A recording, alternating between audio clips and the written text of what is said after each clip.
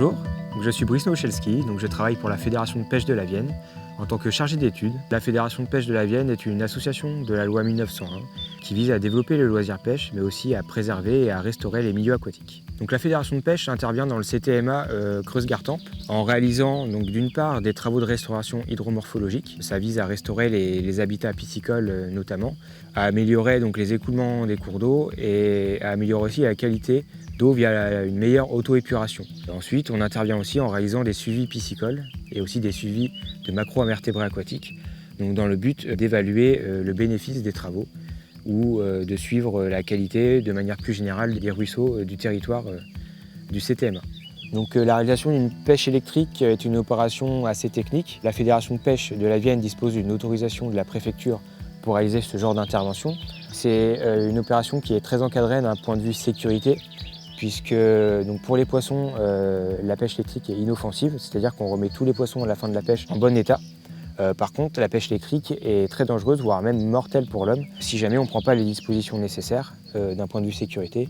Nous utilisons des waders normés, des gants de protection électrique, et bien évidemment, avant chaque opération de pêche, on remplit aussi une fiche de sécurité, de manière à sensibiliser les autres personnes, par exemple les riverains, les techniciens de rivière, les élus du CTMA, pour éviter tout accident lors de la pêche électrique.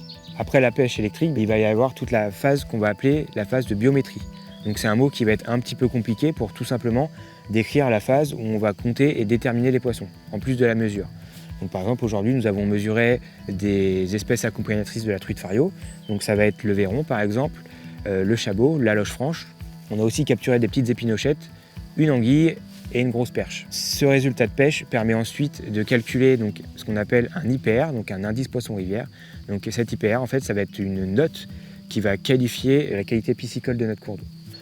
Les résultats des pêches électriques permettent d'améliorer la connaissance du milieu.